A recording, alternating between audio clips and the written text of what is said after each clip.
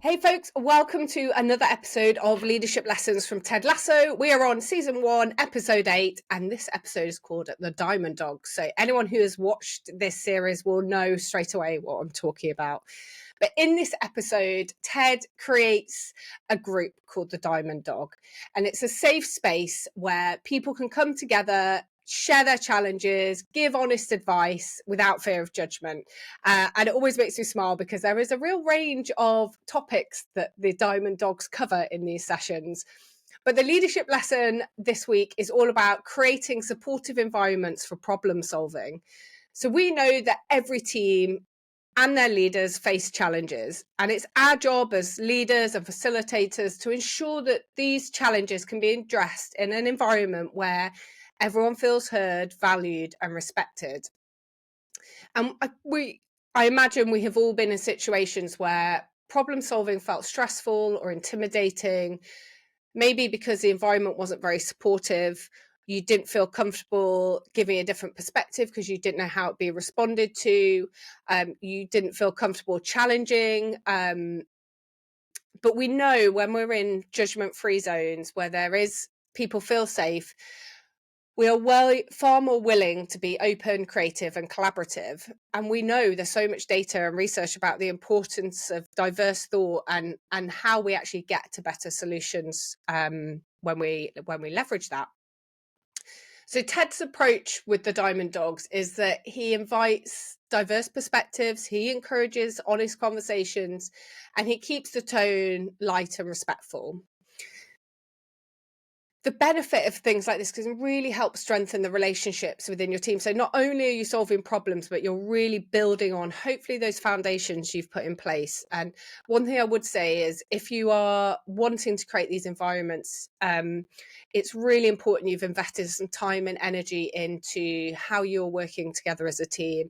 You know, what are the behaviors that you accept? What is the language that you accept as a team? And I think going in with that shared foundation makes these conversations much easier. But expecting everybody to feel safe and secure without putting effort and energy into that, you will probably struggle and you'll get the same voices speaking up time and time again. So some practical tips for how you can create a diamond dog environment for your team.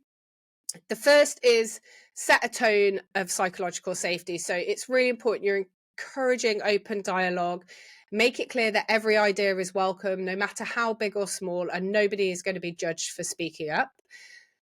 Number 2 is really encourage those diverse perspectives. Our job as leaders and facilitators is to really create the spaces where everybody can speak up, get different viewpoints. And that might mean you need to bring people into the conversations that are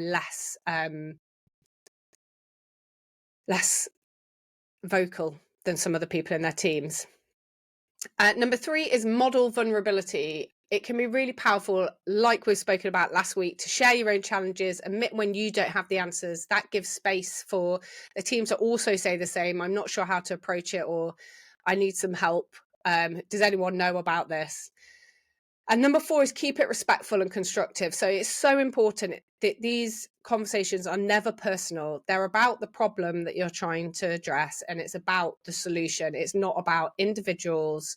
So ensuring the feedback is always constructive. It's not overly critical. We're focusing on how we move forward together as a group rather than why things went wrong, and definitely no blame. So the challenge this week is think about your team's problem-solving environment. Do you feel like they're really effective at problem solving, or could things be better? Is it always the same people? Do you think we need to maybe be a bit more creative? Or do you not have an approach to solving problems that's working for you today? Have a think about what one thing you can do to maybe improve that, whether that's introducing weekly brainstorming challenges, investing some time into building trust, that foundation for your team, so these conversations become much more natural and easy.